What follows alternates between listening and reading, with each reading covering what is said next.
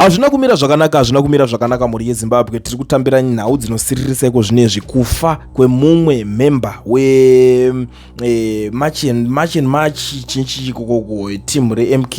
Ameno zvinhu zviri kungoitika panapa, but ndiri kunzwa kuti this guy is a prominent anti-illegal immigration activist and founding member of the MK party in KwaMashu, Durban. Douglas Mfeme Tusini, he has been reportedly shot and killed outside his home. He had been involved in the ongoing anti-illegal immigration protests, and he had reportedly participated in an action against Somali shop owners in Tuzuma shortly before he was killed. The reason for his killing and who was responsible are not yet known.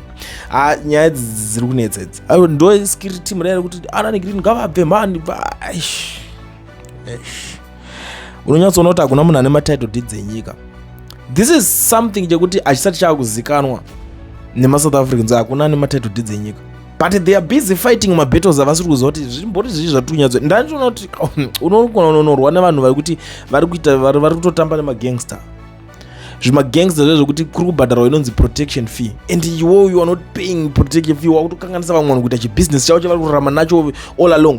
Vakomana vese veMasomalia nechinchi vezvimaspaza shop vanobhadhara maprotection fee ekuchengetedzwa, but iwo bva wangoya ameno idzungu rechimoti tagadzira yedu movement iri kunzi chakati.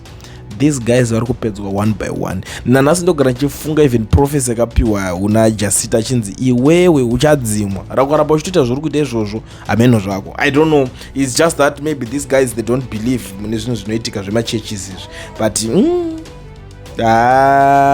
pakaipa zvigure baba, kunyara kwega kwega.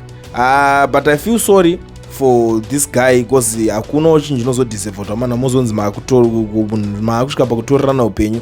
Ndiri kungoti family yake ngavanyaradzwe because zvinhu zvaitika izvi hazvina kunaka.